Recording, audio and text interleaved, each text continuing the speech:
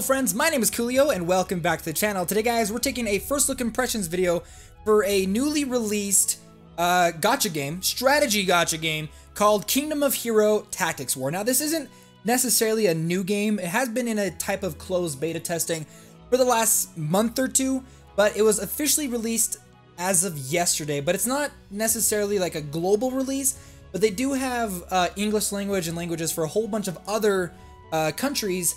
It's a little hard to get the game right now. Now the game, I was able to download it through the Korean App Store for my phone. However, I do know people can download it through APK Pure, and I know that there have been some people that can download it through Google Play.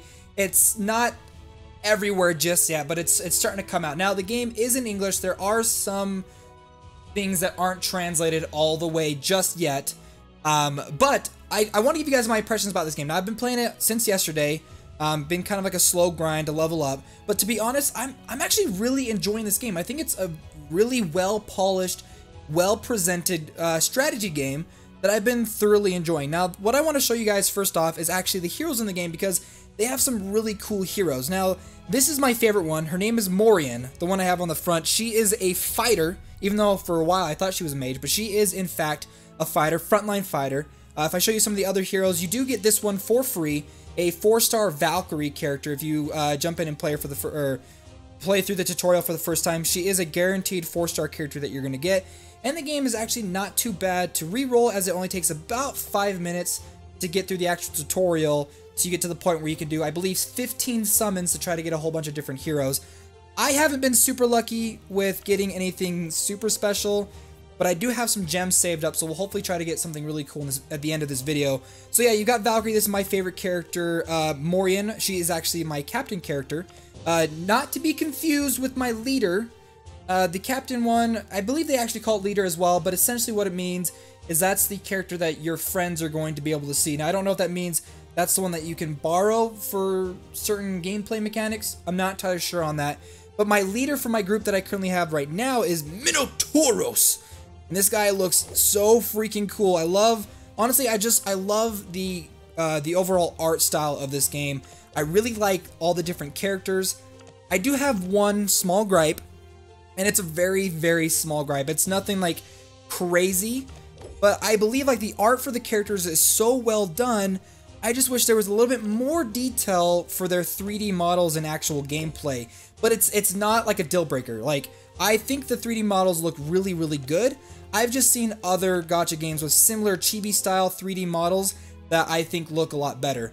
Now let's go ahead and actually jump into the battle, because that's where this game really differs from a lot of these other gacha games, is within its combat system. So let's just go ahead, jump into this district, and there's my team. I've got 4 characters so far. We're going up against a couple of different enemies, so we'll jump in and play. Now you'll see some of like just gorgeous characters in the loading screen. I think they look absolutely incredible, so I'm just gonna skip skip the story.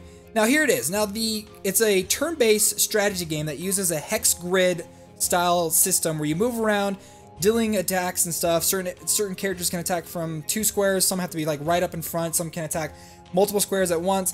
But this is where the strategy comes in. Now, at first when I saw this, I was like, these are kind of small maps. Is this going to be that in-depth of a combat system?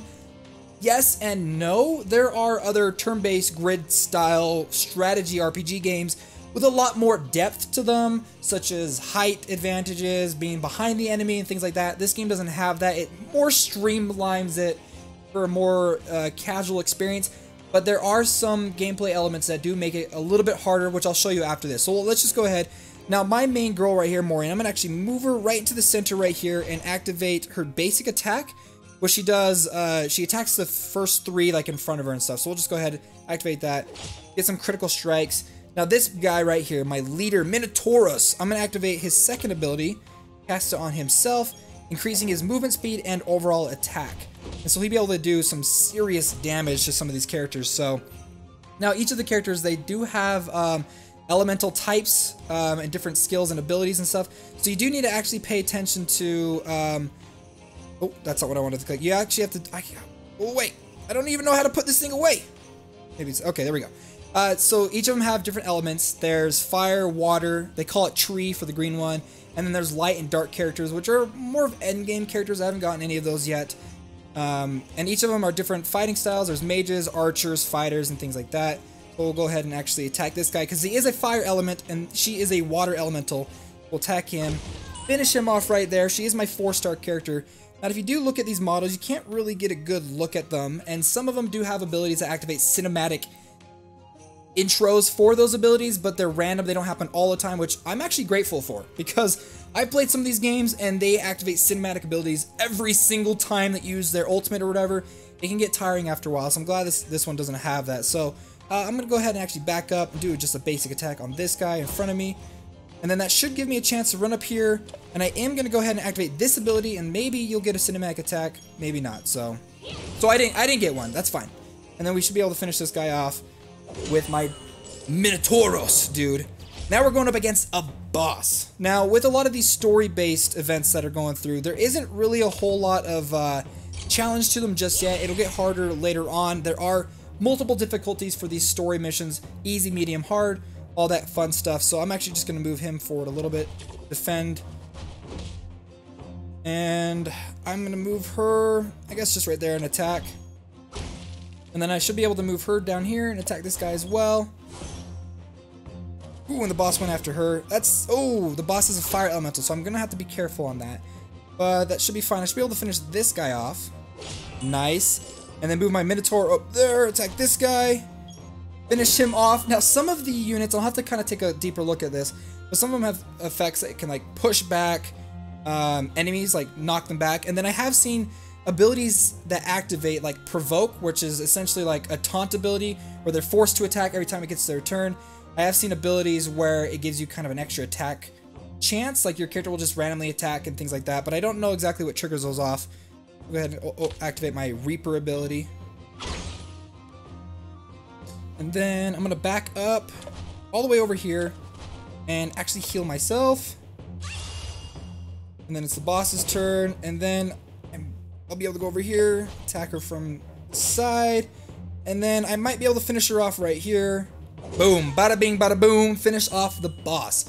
Now, even though the strategy in this game will probably get more complex, obviously the farther you play, I actually kind of enjoy that it's not super hardcore. You have to worry about like a whole bunch of different mechanics, but it's not super streamlined where it's boring, but there is a lot of strategy behind this, and I'm actually going to show you one of the areas in the game that does require a decent amount of strategy, more so than the actual basic storyline that you play through. One thing I do want to mention actually before we jump into it is this system called the Rift. Now, as you play through the game, you beat certain levels. For example, if I beat Hessen right here, I'll unlock these two characters up here at the top, Lunatic Guardian and Pixie, that I can unlock through the Rift. Essentially what that means is you can play through levels and essentially unlock different shards or pieces, they call them, to unlock these new characters, and you can actually play through all of it. And once you've completed all of it, you should have enough to build a 5-star hero.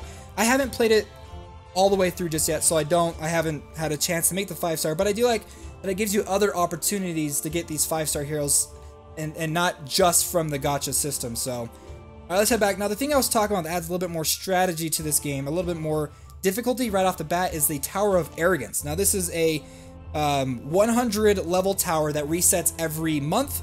That as you play through every 10 levels, you unlock special bonuses. So that's energy. I believe that's a skill fairy. I don't even know. At the very top, you get a 1 summon for a 4 or 5-star light or dark hero.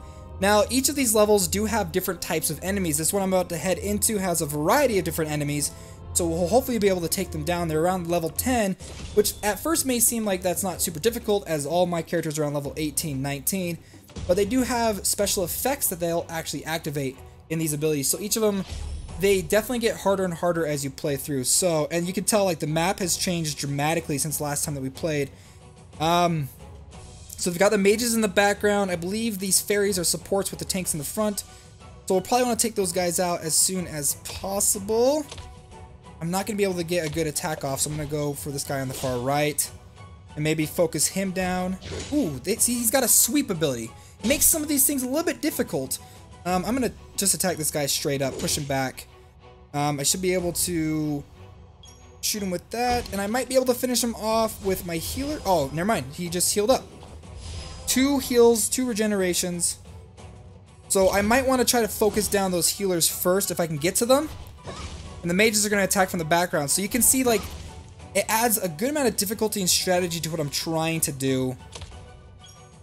Do the Lotus attack, whatever it's called. Oh my gosh, see, I gotta take out those fairies if I'm gonna want to try to focus these guys down. I can't attack that guy in the top right, who's pretty weak. I guess, oh, I was thinking I was on a different character. Take him out, and then I might be able to use my archer to take this guy out. Nice, and then I'm gonna try to focus on those healers and take them down quick. Okay, let's see. She's pretty weak against these guys. She's gonna get hurt pretty bad, so I'm gonna try to move her out of there. Maybe heal herself up. And then... look at that area of effect damage that these guys are doing. Okay, so she can't move, but I can use a spell ability against this guy. I'm gonna try to push him... I can't push him back, but at least weaken his defenses for my main attacker dude to push him back, do some serious damage. I'm going to go after this guy up here at the top. Take care of this mage in the end. Dispel effects. So he got rid of that weakness ability that I cast on him before. I can probably take him out right here. Nice. Now she has a vampire effect, but it actually heals her when she does damage to enemies. So take this guy out. And we've only got the fairies left, which should be pretty easy to finish them off. But I like this tower because it gives us a chance to work for prizes. For our characters. In fact, this is a little bit off topic, but I love this ability right here because now they've lined up perfectly, so I can fire them and activate it, destroy one of them, and I should be able to take this guy out with 1 or 2 more hits. But yeah, I really do like this tower thing because it gives us the difficulty is definitely harder than the main story, and it gives us kind of like this really long track of progression that we can work on, that you can work on every single month for prizes and stuff like that. In fact, this game does give quite a bit of rewards. They've got special events going on right now, like such as login bonuses, leveling up, this fortune gift where every certain amount of hours you press it and it, you know, it's a roulette system.